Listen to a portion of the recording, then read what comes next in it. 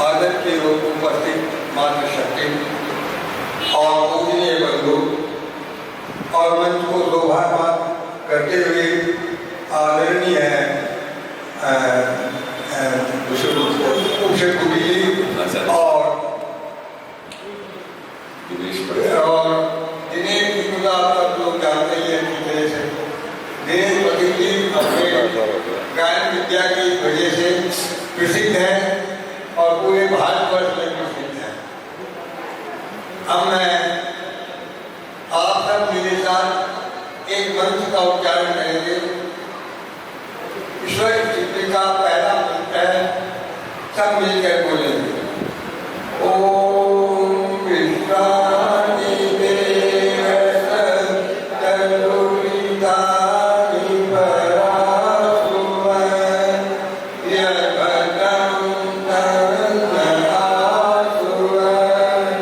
हे सकल जगत की उत्पत्ति करता, समग्र ऐश्वर्य शुद्ध स्वरूप सकल सुखदाता परमेश्वर, आप कृपा करके हमारे संपूर्ण दुखों, दुर्वैष और दुखों को दूर कर दीजिए और जो कल्याणकारक गुण काल स्वभाव और पदार्थ हैं वह सब हमको प्राप्त कीजिए।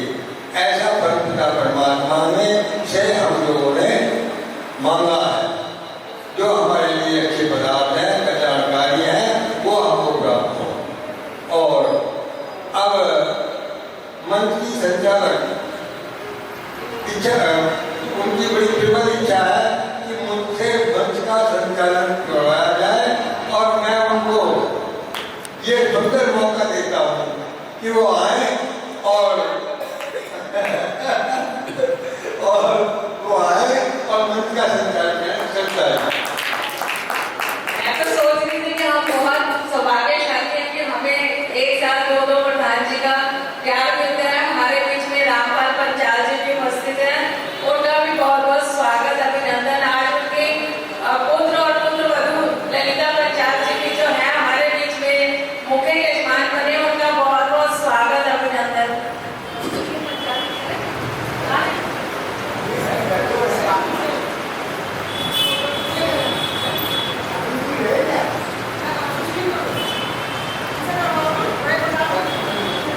अब मैं अपने प्रधान जी रामपाल पंचाल जी को बुलाऊंगी कि वो आकर के आचार्य जी का और हमारे दिनेश पति जी का स्वागत करें पीठ वस्त्र बना करके।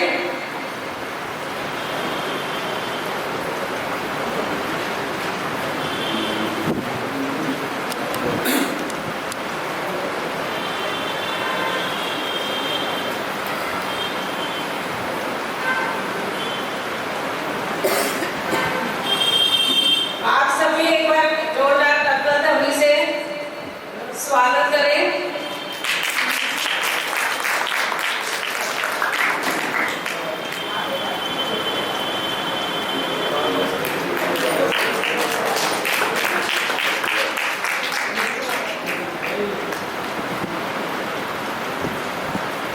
हम सभी अब 2 दिन से जो है पति जी के भजन सुन रहे हैं और आचार्य जी का उद्बोधन भी सुन रहे हैं। भजनों में और उद्बोधन में सबको बहुत आनंद आ रहा है। एक बार मैं अपने प्रधान जी से भी निवेदन करूंगी कि हमारे बड़े प्रधान जी का भी स्वागत में एक बार जोरदार तालियां हमारे रामपाल पंचाल जी के लिए। और मैं बहन आदर्श से निवेदन करूंगी कि आगे के ललिता पंचाल जी का भी स्वागत करें। आचार्य जी आगे आओ। हमारे समाज के स्तंभ हैं और दूर प्रधान है, इन्होंने बहुत लंबे समय तक इस कार्य में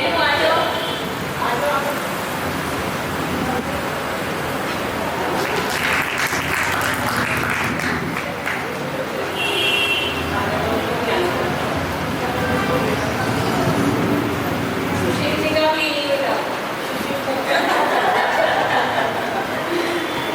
एक बार जोरदार तालियां। जितना हमें जो है ना ये प्यार इतना मिलता है कि हम लोग अपने घर के सारे काम छोड़ करके पहले यहाँ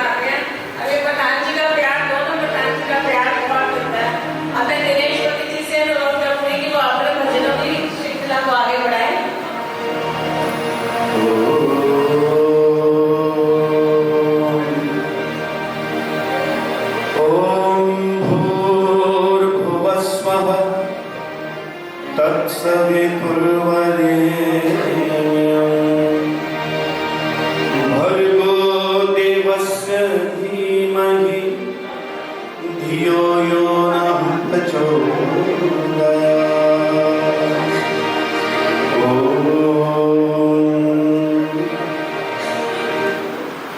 मंच को सुशोभित कर रहे आर्य जगत के वैदिक विद्वान पूज्य आचार्य पुष्पभूत जी, एक बार तालियों से अभिनंदन स्वागत करें आचार्य जी का। और इस पवित्र आर्य समाज के आदरणीय पुरोहित श्री ओमवीर शास्त्री जी, उनके पूज्य पिताजी भी बैठे हैं, कृष्णदेव जी, उनको भी नमन है, उनका भी अभिनंदन कीजिए, तालियों के साथ स्वागत कीजिए। विद्वान है और वैसे तो मैं चाहता हूँ कि स्थान ऊपर ही अगर बैठे तो ज़्यादा अच्छा लगेगा। कल मैं भूल गया, अगर विद्वानों की स्थान मंच पर होता है, आप आइए मंच पर बैठिए। और इस पवित्र आर्य समाज के आदरणीय प्रधान श्री सुप्रीम त्यागी जी, मंत्री श्री विकास शर्मा जी और भी जितने यहाँ उपस्थित अधिकारीगण हैं, सबको सादर नमन करते हैं और ईश्वर से प्रार्थना करते हैं कि आप सब स्वस्थ रहें, निरोग रहें और आपकी रुचि वैदिक सिद्धांतों के प्रति, आर्य समाज के प्रति, ऋषि ज्ञान के प्रति, यज्ञ के प्रति सदा बनी रहे और ऐसी पवित्र भावना से आपका जीवन चले, जिस पवित्र भावना से हमारे समाज के उच्च कोटि के विद्वान, मनीषी, योगी, तपस्वी तपस्या के द्वारा अपने मन आत्मा को पवित्र बनाने के लिए प्रयत्न करते हैं। आप भी उसी पवित्र भावना से अपने मन को पवित्र करें और अपने मन को सदा आर्य समाज के पवित्र वैदिक सत्संग में साथ जुड़े रहें, ऐसी हम कामना करें।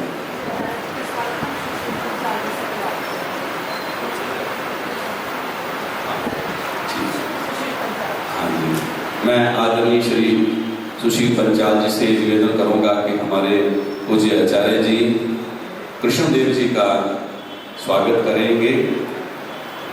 पीत वस्त्र के द्वारा सभी जोरदार कलतर ध्वनि से अभिनंदन करें और मैं चाहता हूं कि मंच पर ही आ जाएं, स्वागत के बाद अच्छा लगेगा। बहुत जोरदार ताली। आइए कार्यक्रम को प्रारंभ करते हैं।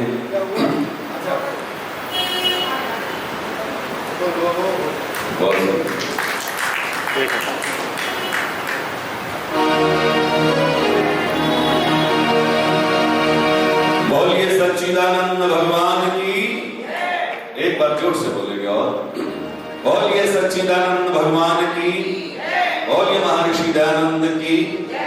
आइए भजनों को प्रारंभ करते हैं, भजनों की श्रृंखला को। सबसे पहले परमात्मा की भक्ति का भजन, फिर कुछ और चर्चा करेंगे आपके बीच में। परमात्मा की गुणों का बखान इस गीत के अंदर सभी श्रद्धा से एकाग्रचित होकर के भजनों को सुनेंगे तो आपको बहुत आनंद आएगा और प्रयास करें कि थोड़ा थोड़ा साथ में बोलिए।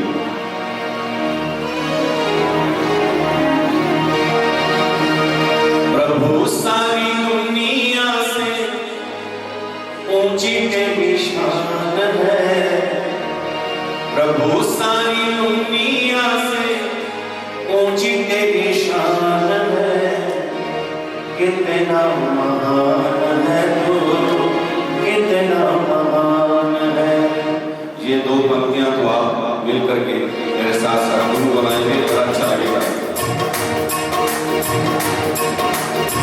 प्रभु सारी दुनिया से ऊंची तेरी शान है, प्रभु सारी दुनिया से ऊंची तेरी शान है, कितना महान है तू, कितना महान है, कितना महान है तू, कितना महान है। बोलिए प्रभु सारी दुनिया से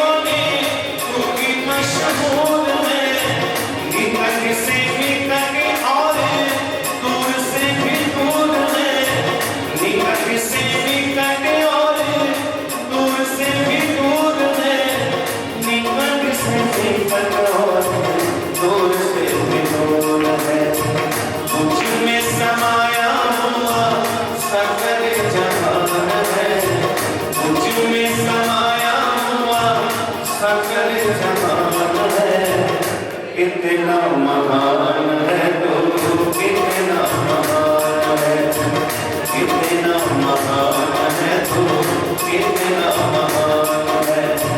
प्रभु सारी दुनिया से ऊंची तेरी शान है, प्रभु सारी दुनिया से ऊंची तेरी शान है। कितना महान है तू, कितना महान है, कितना महान है तू, कितना महान है।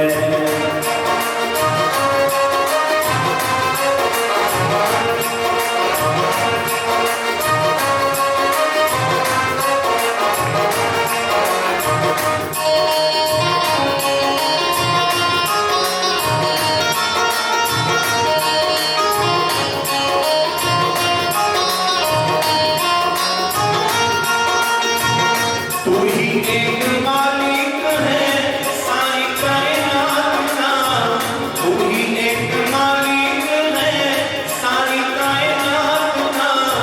फूलों भरी क्यारियों का, तारों की ज़मात का, फूलों भरी क्यारियों का, तारों की ज़मात का, फूलों भरी क्यारियों का, तारों की ज़मात का। तेरी ज़मीन है ये, तेरा आसमान है, तेरी ज़मीन है ये, तेरा आसमान है। कितना महान है, कितना महान है तू, कितना महान है। प्रभु सारी दुनिया से ऊंची तेरी शान है, प्रभु सारी दुनिया से ऊंची तेरी शान है। कितना महान है तू, कितना महान है।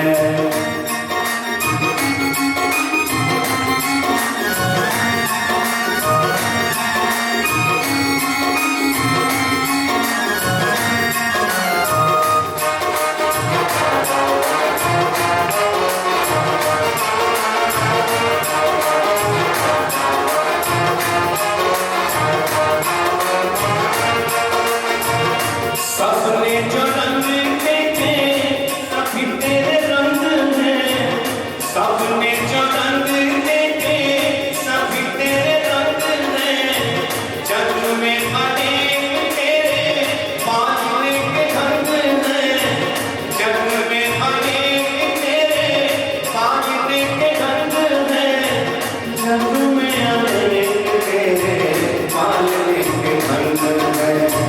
तुझको तो छोटे बड़े सबका विधान है, तुझको तो छोटे बड़े सबका विधान है। कितना महान है तू, कितना महान है, कितना महान है तू, कितना महान है। प्रभु सारी दुनिया से ऊंची तेरी शान है, प्रभु सारी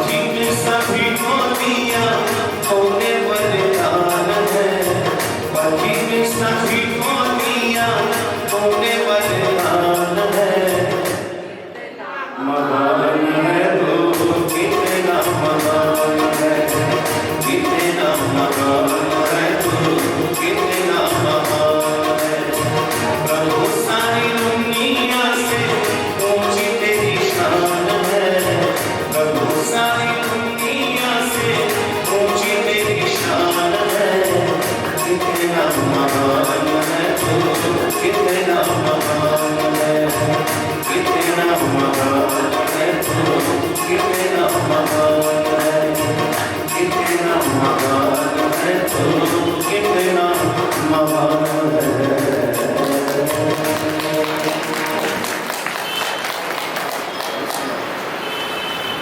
भजन से खुश होकर के मुझे करण सिंगारे जी ने प्रोत्साहन दिया, मैं हृदय से उनका आभार प्रकट करता हूँ। प्रभु सारी दुनिया से ऊंची तेरी शान है, कितना महान है तो कितना महान है। परमात्मा की महिमा का वर्णन इस गीत में आप सबने श्रवण किया। और बीच बीच में मैं कुछ समय के लिए बंद करता हूँ। मैं इसलिए ही देखना चाहता हूँ कि आपका मन भजन के अंदर जुड़ा हुआ या कहीं मन इधर उधर भटक रहा है। मैं इसलिए बीच में रोकता हूँ कि सब मेरे साथ मिल करके बोलिए, क्योंकि आप लोगों की मन बड़ा चंचल होता है। आप जितना भी कोशिश करो ये इधर उधर भाग ही जाता है। कहीं मन कहीं हो सकता है घर पे हो, कहीं कोई काम हो, ऐसा मन उधर हो। तो इसलिए मैं बीच में कोशिश करता हूँ कि आपका मन भजन के साथ जुड़ा रहे। क्योंकि कवि ने बड़ा सुंदर लिखा है, पिताजी ने बड़ा सुंदर पंक्तियां लिखी हैं मन के बारे में। उन्होंने कहा है कि खाली मन इंसान का दफ्तर है शैतान, खाली मन इंसान का दफ्तर है शैतान का, शुभ चिंतन में लगा रहे तो मंदिर है भगवान। मन बलवान बड़ा चंचल है, मन बलवान बड़ा चंचल है, वेगवान और बहुत प्रबल है, पल में चक्र लगा आता है धरती और आसमान का, खाली मन इंसान का दफ्तर है शैतान का। और लिखा कि मन के पीछे कभी ना जाना, ये बड़ा खतरनाक होता है मन।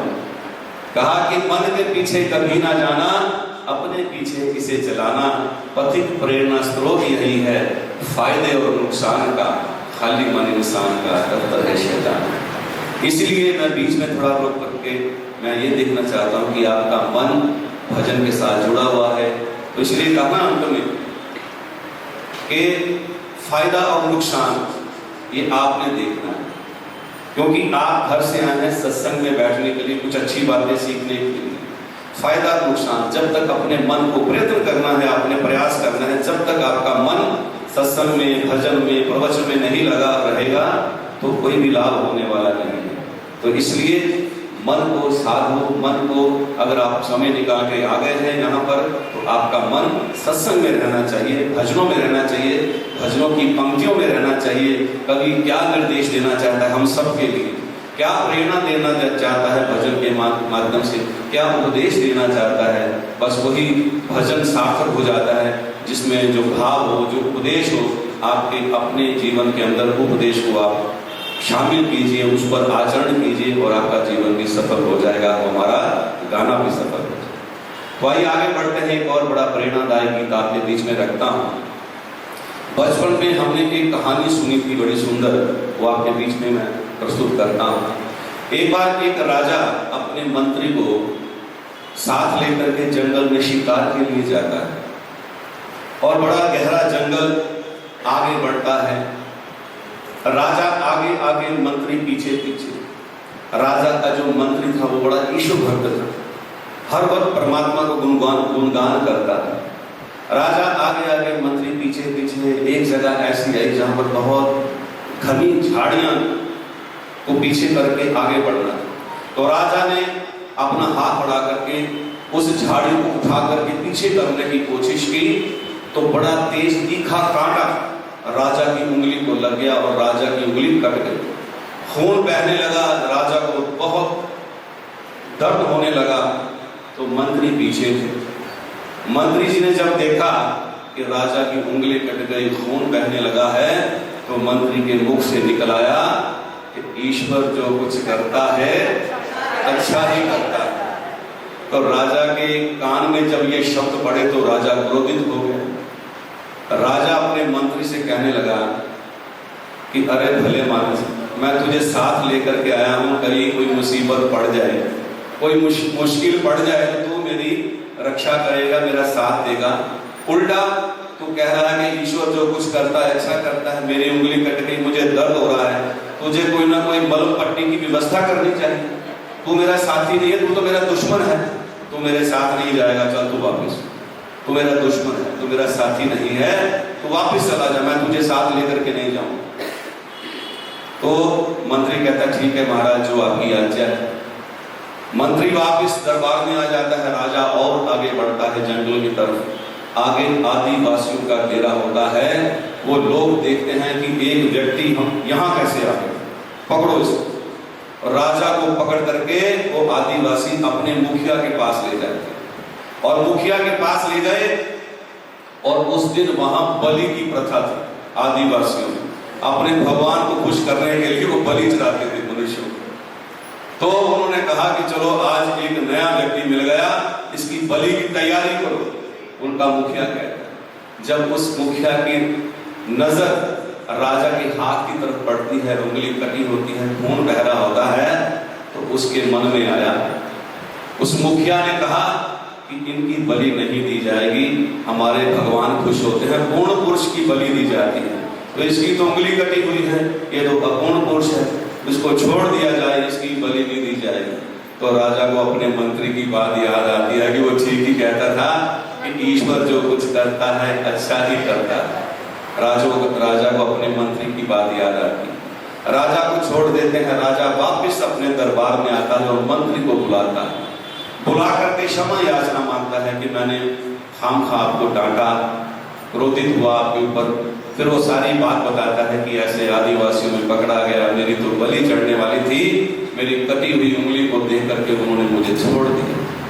तो ये तुम जो कहते थे कि ईश्वर जो कुछ करता है अच्छा ही करता है, बिल्कुल ठीक कहा आप। और आगे से मंत्री क्या कहता है कि महाराज अच्छा हुआ आपने मुझे वहां से भेज दिया, वरना आपकी जगह मेरी बलि चढ़ गई होती कि ईश्वर जो कुछ करता है अच्छा ही करता है। तो इसलिए परमात्मा अच्छा ही करता है, बुरा नहीं करता। बुरा नहीं करता।